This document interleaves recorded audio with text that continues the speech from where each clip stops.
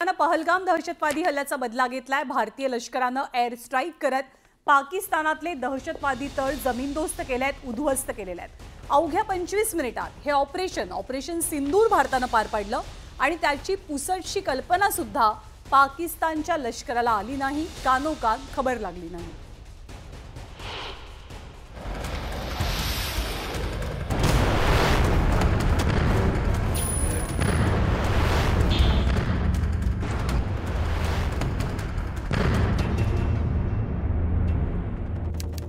तारीख 7 मे 2025,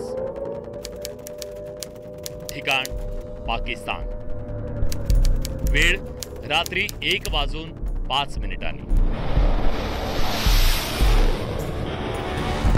पाकिस्तान निद्रिस्त असताना भारतीय सैन्यानं एका लष्करी ऑपरेशनला सुरुवात केली। त्या लष्करी ऑपरेशनचं नाव होतं ऑपरेशन सिंदूर। या ऑपरेशनची माहिती अत्यंत गुप्त ठेवण्यात आली होती। पाकिस्तानातले 9 टार्गेट आधीच निश्चित करण्यात आले होते। हल्ला कधी आणि कसा करायचा हे ठरलं होतं। त्यामुळे आता प्रतीक्षा होती ती प्रत्यक्ष कारवाईची। मध्यरात्री या ऑपरेशनला सुरुवात झाली। रात्री 1:05 भारतीय लढाऊ विमान पाकिस्तानच्या दिशेने झेपावले आणि मग सुरू झालं ऑपरेशन सिंदूर।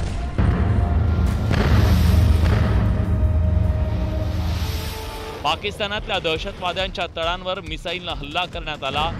दहशतवाद्यांच्या लॉन्च पॅड आणि ट्रेनिंग सेंटरवर ड्रोन आणि मिसाईलचा भडीमार झाला।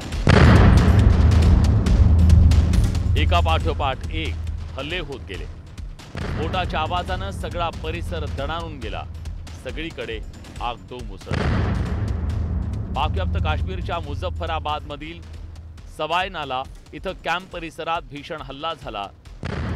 एलओसी पासून हे अंतर केवळ 30 किलोमीटर अंतरावर आहे। लष्कर-ए-तैयबाचं इथं ट्रेनिंग सेंटर होतं। ऑपरेशन सिंदूरचं पुढचं टार्गेट होतं मुझफ्फराबादचं सईदना बिलाल कॅम्प। जैश-ए-मोहम्मद या दहशतवादी संघटनेचं ट्रेनिंग सेंटर अशी त्याची ओळख होती। पाकव्याप्त काश्मीरमधील आणखी एक ठिकाण भारतीय लष्कराच्या निशाण्यावर होतं। एलओसी पासून 30 किलोमीटर अंतरावर असलेल्या कोटलीच्या गुलपूर कॅम्पवर मिसाईल आणि ड्रोननं हल्ला केला। लष्कर-ए-तैयबाचं हे ऑपरेटिंग सेंटर नष्ट करण्यात आलं। भिंबर हा पाकव्याप्त काश्मीरमधील आणखी एक परिसर दहशतवाद्यांचं आश्रयस्थान म्हणून ओळखला जायचा। एलओसी पासून अवघ्या 9 किलोमीटर अंतरावर असलेल्या भिंबरचा बरनाला कैंप आता इतिहास जमा झाला। 22 अप्रैल को पहलगाम में हुए विभत्स आतंकवादी हमले के शिकार मासूम नागरिकों व उनके परिवारों को न्याय देने के लिए लॉन्च किया गया था। इस कार्रवाई में 9 टेररिस्ट कैंप्स को टारगेट किया गया और पूरी तरह से इसे बर्बाद किया गया। कोटलीचा अब्बास कॅम्प हा ड्रोन हल्ल्यानं भाजून निघाला। दहशतवाद्यांना ट्रेनिंग देणारा अब्बास कॅम्प काही मिनिटात जमीनदोस्त झाला। एलओसी पासून 6 किलोमीटर अंतरावर असलेलं सियालकोटचा सर्जल कॅम्प सुद्धा नष्ट करण्यात आला। दहशतवाद्यांचं हे ट्रेनिंग सेंटर काही क्षणात बेचिराग झालं। तर याच परिसरात असलेला मैमुना जोया कॅम्प भुईसपाट झाला। हिजबुल मुजाहिदीन या दहशतवादी संघटनेचा इथं कॅम्प होता। इन लक्ष्यों का चयन विश्वसनीय इंटेलिजेंस सूचनाओं के आधार पर हुआ ताकि आतंक गतिविधियों की रीढ़ तोड़ी जा सके और यह खास ध्यान दिया गया कि निर्दोष नागरिकों और सिविलियन इंस्टॉलेशन को नुकसान न पहुंचे। 26/11च्या दहशतवादी हल्ल्यातील दहशतवादी अजमल कसाब आणि डेव्हिड हेडलीनं ज्या दहशतवादी तळांवर ट्रेनिंग घेतलं तो तळही भारतीय लष्करानं नेस्तनाबूद केला। मुरीद परिसरातील मरकज तैयबा नावाचं हे ट्रेनिंग सेंटर ओळखलं जायचं। एलओसी पासून 18 किलोमीटर अंतरावरचा हा परिसर आहे।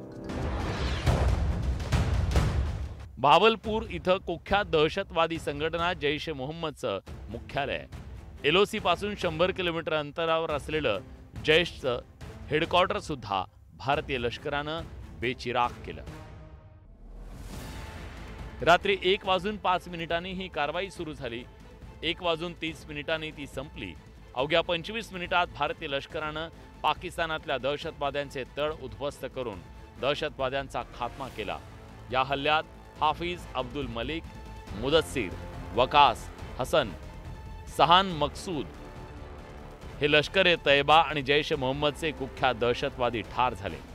पाकिस्तानात जाऊन केलेल्या ऑपरेशन सिंदूरमुळे पाकिस्तानात एकच खळबळ उडाली आहे. Bureau report, news 18 Lokmat.